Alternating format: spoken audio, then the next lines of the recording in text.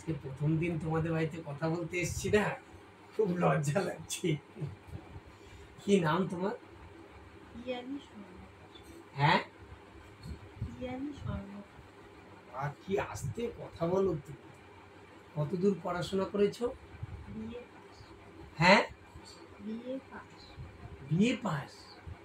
আর তুমি এত আস্তে কথা বলছো, আমি শুনতেই পাচ্ছি না।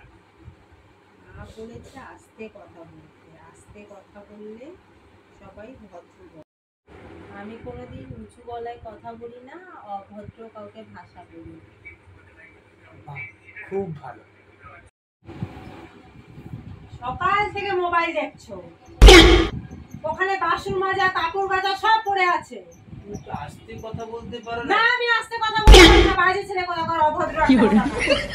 সকাল থেকে কাজগুলো পড়ে আছে, এখানে বসে বসে মোবাইল দেখছো। যাও শিগগিরি।